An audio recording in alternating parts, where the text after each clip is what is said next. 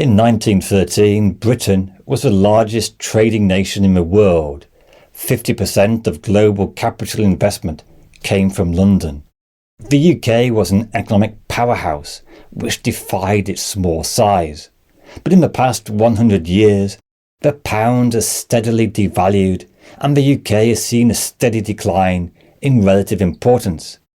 Now, some of this decline was perhaps inevitable, but in recent decades, self-inflicted blunders have led to an economic stagnation, with the UK experiencing some of the lowest wage growth in the world. Let us take a look at the long story of the UK's decline.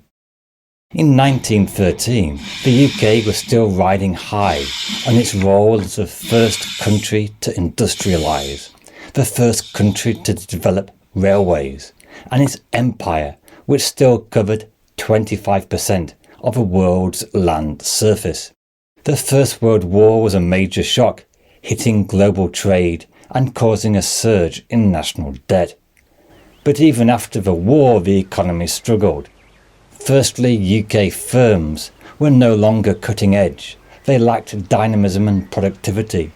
The UK elite focused on learning Latin in public schools and saw manufacturing as less desirable. Lacking skilled workers and entrepreneurial spirit, UK firms lost ground, especially to the United States.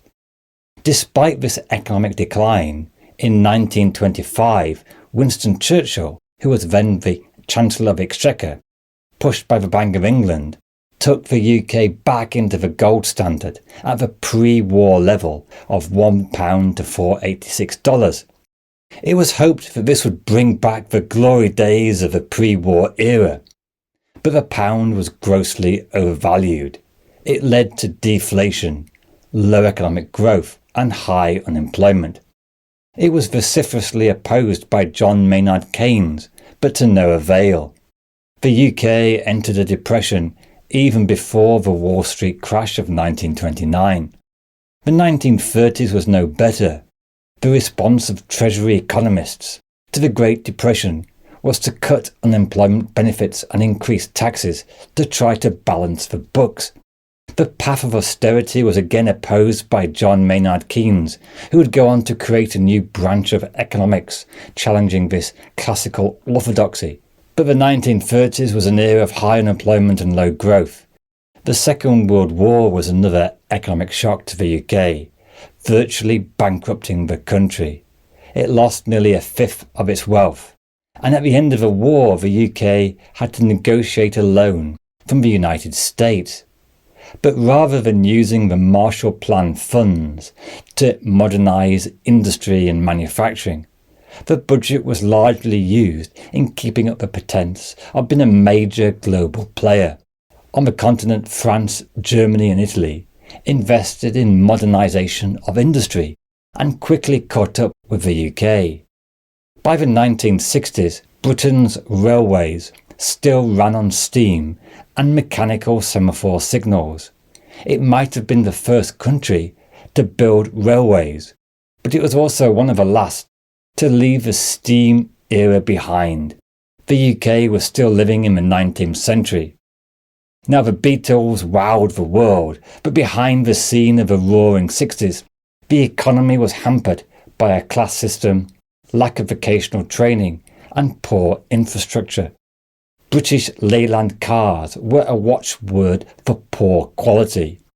It was unsurprising that the UK grew at a slower rate than the continent. Also, the UK was adjusting to an age without empire. Previously, the UK had benefited from a captive market and monopoly access to raw materials, especially in India. But the end of empire and the new US-led Bretton Woods system led to a relative decline in trade with the Commonwealth, although trade with Europe started to grow. At first, the UK had turned down an opportunity to join the economic community, but increasingly this was viewed as a mistake.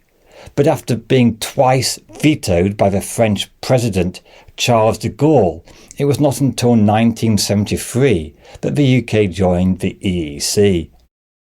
The 1970s was another turbulent decade, with oil prices causing a surge in inflation. This led to industrial strife, with unions frequently striking for higher pay. By the end of the decade, the UK had the ignominy of being the first developed economy to have to approach the IMF for a loan, a bailout due to a balance of payments crisis. Yet there was one ray on the horizon in the 70s, the discovery of North Sea oil, which looked to be a potential saviour. But against the backdrop of high inflation, the winter of discontent and economic gloom, Mrs. Thatcher won a pivotal election in 1979. Initially, her economic medicine of monetarism caused a deep recession and decline of the industrial base of the UK. Unemployment soared, and manufacturing never really recovered. The 1980s also saw a widening of inequality and a shift to a service sector-based economy, increasingly focused on London.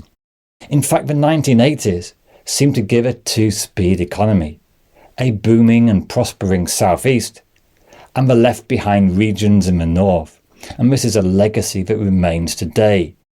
Take out London, and the average GDP per capita is lower than every region in the US and Netherlands.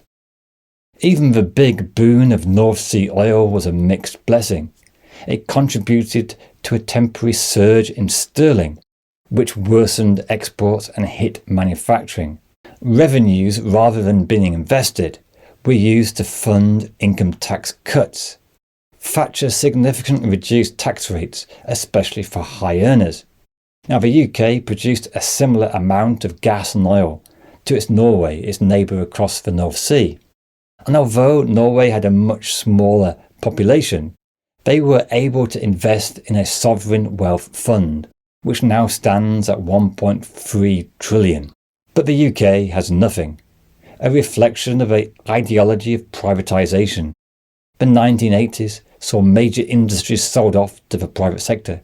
Even council houses were often sold off, something which would later contribute to the housing market woes. Thatcher was also a supporter of the EU's single market, which saw the removal of tariffs and barriers to European trade. Another significant development of the 80s was the Big Bang deregulation. City financiers were pretty much free to do whatever they want, and this contributed to another financial boom, which saw London grow as a major financial centre. The radical economic policies of Thatcher and Lawson saw economic growth reach 4% a year by the end of the 1980s. House prices rose 35% in a single year. There was a talk of an economic miracle, the sick man of Europe now leading the way. But behind the impressive statistics was a familiar problem. Inflation was creeping up. It was no miracle, just an economic bubble. Higher interest rates brought the party crashing down, and the economy slipped into another recession. A recession made worse by membership of the exchange rate mechanism, which had kept the pound overvalued, a mistake reminiscent of the gold standard back in the 1920s. On Black Wednesday, the UK was forced to leave. The UK left the ERM, the pound devalued, and away from all the bad political headlines, the economy recovered and went on to experience its longest period of economic expansion on record. But it did leave the UK with a lingering doubt over joining the euro. In 1997, New Labour inherited a strong economy, inflation and debt were low, and economic growth was positive. And with a stable economy, they could increase spending on public services like education and healthcare. It seemed the UK had finally cracked it, an end to boom and bust. But alas, the appearance of stability was again misleading, because the unregulated financial markets had gotten completely out of hand. Complex financial derivatives were contributing to one of the biggest asset bubbles in history. When the bubble finally burst in 2008, the UK was uniquely hard hit, because relying so much on financial services, it meant that in the credit crunch, tax revenues and GDP fell much more than other countries. The pound devalued 30% and the budget deficit soared, inconveniently just before an election. In 2010, Cameron and Osborne capitalised on the crisis to promote an end to debt and a new era of austerity. Even whilst the economy was struggling to recover, the new spending cuts pushed the economy back into stagnation. Not only did growth suffer, but so did the long-term fabric of the economy. Public services, public investment were all cut to the bone, leading to a chronic rise in waiting lists and dissatisfaction. Productivity growth fell through the floor. Even the government's flagship investment project, HS2, was eventually pushed into the sidings. The country of Brunel could no longer build anything worthwhile. The tragedy is that there was no actual need for austerity. In 2010, public sector debt was still very low by historical standards, and interest rates were near zero, making borrowing very cheap. It was a return to the Treasury orthodoxy of the 1920s and 30s which had done so much damage then. Keynes would be turning in his grave, and the 2010s marked an end to the post-war economic boom. Even in the so-called crisis of the 1970s, real wages had continued to rise, but not anymore. The UK had long been a country of immigration. Around 2.5 million came from the Commonwealth in the 1950s and 60s. The 2000s saw a new source of immigration from Eastern Europe. Net migration figures increased to record levels, and at a time of austerity and stagnant wages, immigration became a lightning rod, and in 2016 the UK voted to leave the European Union. It was a shock which saw the pound devalue 13%, causing higher prices. But at the time no one quite foresaw how it would lead to such a hard Brexit, leaving the customs union, the single market, and the reappearance of custom barriers, checks and regulations. It was like going back 50 years. Models suggest that Brexit has cost the UK economy around 4 to 5% of GDP, a loss of living standards the UK could ill afford given its ongoing economic stagnation. An economic stagnation made worse by a housing crisis, with rents and prices rising faster than incomes and record levels of homelessness. Since 2008, the UK has struggled to grow. GDP figures have been massaged by high levels of net migration. But if we adjust for population, GDP per capita has become stuck, a reflection of having the lowest level of investment in the OECD and low productivity growth.